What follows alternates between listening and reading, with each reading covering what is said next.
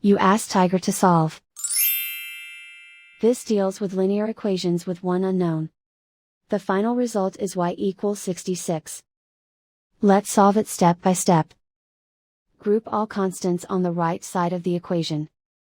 Add 3 to both sides. Simplify the arithmetic.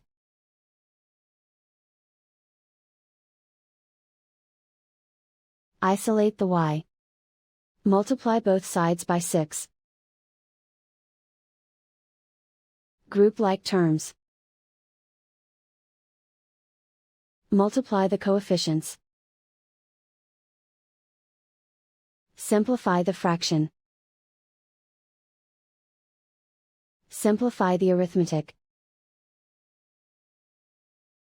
And so the final result is y equals 66.